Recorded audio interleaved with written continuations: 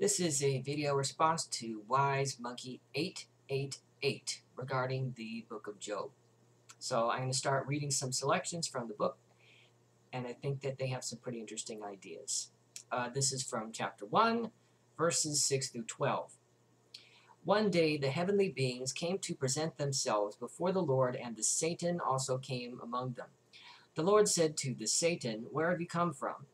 The Satan answered the Lord, "From going to and fro on the earth, and from walking up and down on it."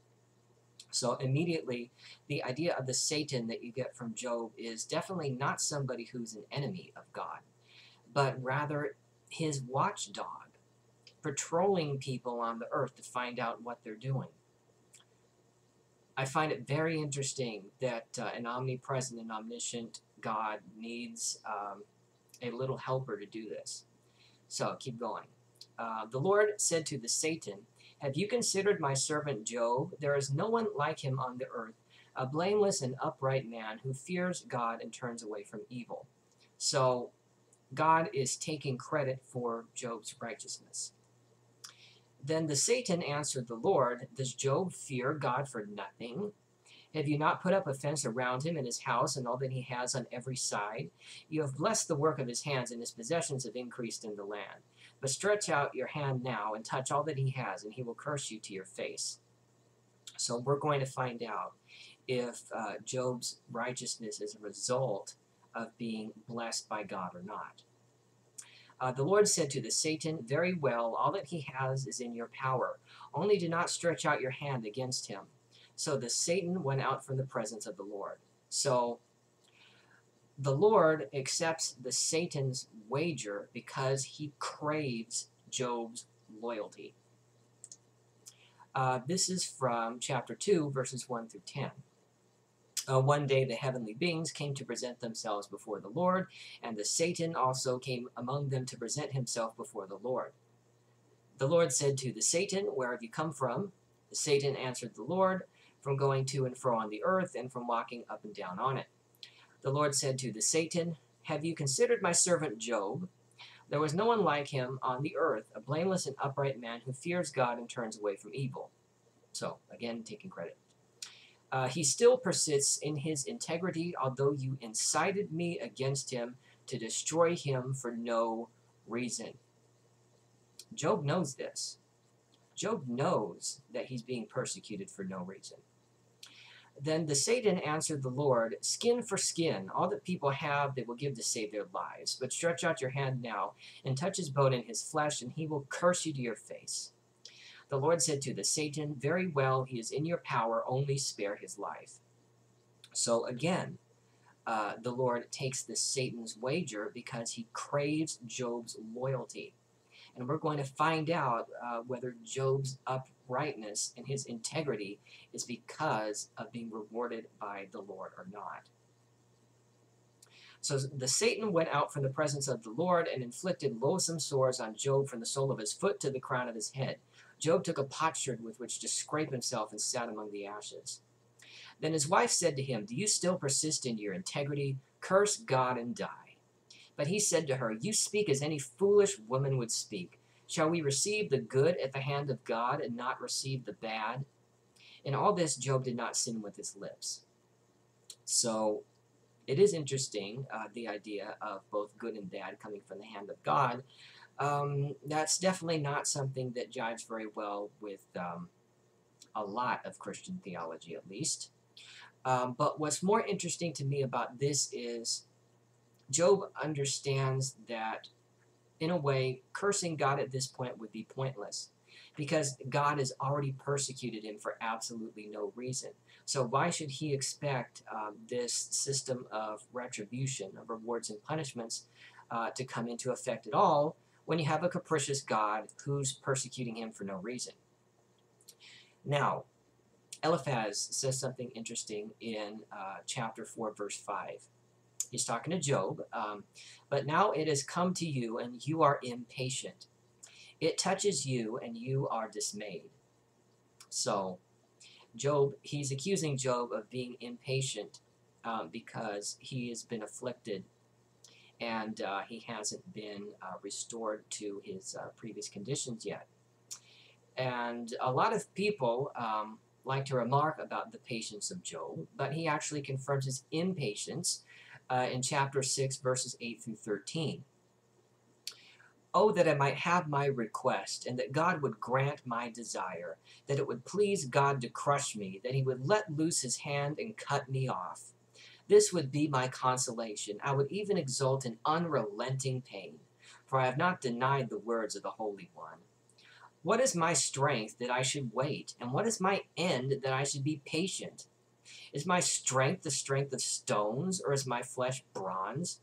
In truth, I have no help in me, and any resource is driven from me.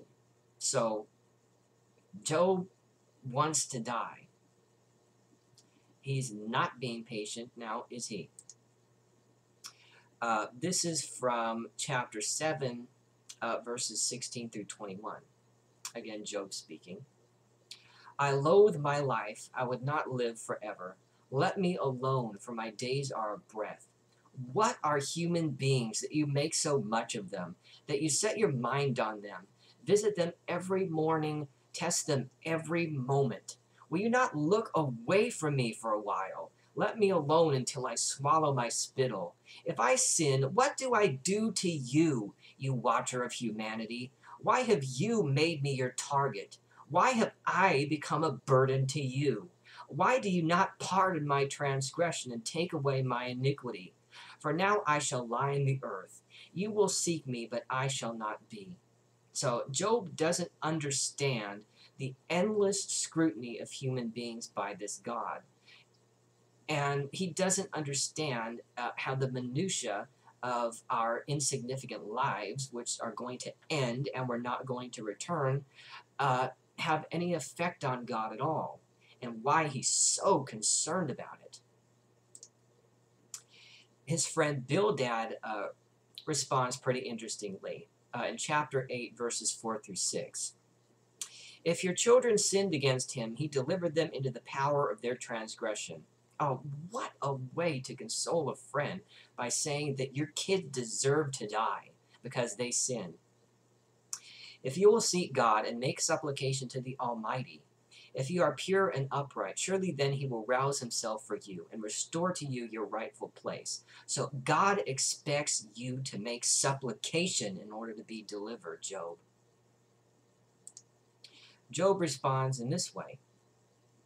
He kind of recognizes the futility of making that kind of request because he's being persecuted for no reason.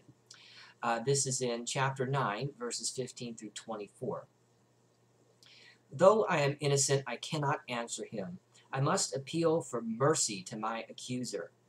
If I summoned him and he answered me, I do not believe that he would listen to my voice. For he crushes me with a tempest and multiplies my wounds without cause. He will not let me get my breath, but fills me with bitterness. If it is a contest of strength, he is the strong one. If it is a matter of justice, who can summon him? Though I am innocent, my own mouth would condemn me. Though I am blameless, he would prove me perverse. So he recognizes that even doing this would not have a point. I am blameless. I do not know myself. I loathe my life. It is all one, therefore I say, he destroys both the blameless and the wicked. When disaster brings sudden death, he mocks at the calamity of the innocent. The earth is given into the hand of the wicked. He covers the eyes of its judges. If it is not he, who then is it? So he takes God's indifference in the eyes of suffering as tacit approval. And Zophar responds in chapter 11 in this way. This is from verses 6 through 10 and 13 of chapter 11.